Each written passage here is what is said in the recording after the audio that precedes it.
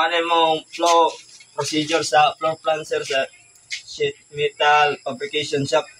Mag-agi primero sa receiving, sunod sa raw materials. Sa raw materials paano yung ipile nga metal sheet. Sunod sa punching. Kaning punching sir, ari nang ipantag.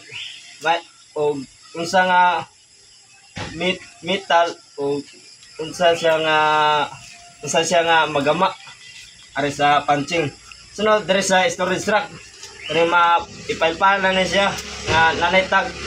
Sunod diri press brake. Ang press brake mo siya mo gama o mga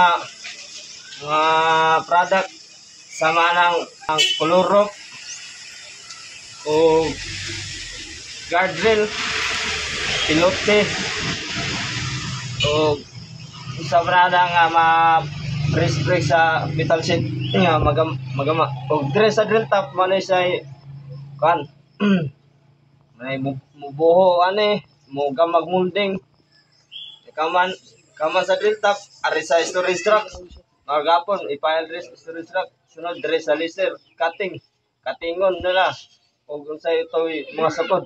Sunod dress sa spot weldingon ang nay mga kungkuang. Sunod dress sa assembly man siya ilahi na siya nga nagama nga laing product.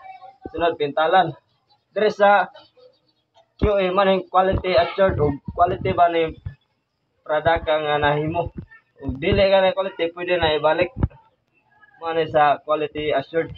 So dire sa hardware machine dire na ang pag lifting sa mga materials o mga dire sa mga goods o mga defects.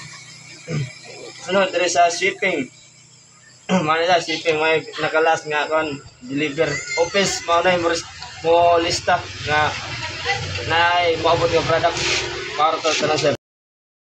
Metal fabrication shop use a wide range of specialized equipment to cut, shape, form, and assembly sheets. And to finish product, this shop cater to industries like construction, automotive, manufacturing, and consumer goods. Below in this detailed breakdown of equipment and the types typically made. Key equipment in sheet metal fabrication shop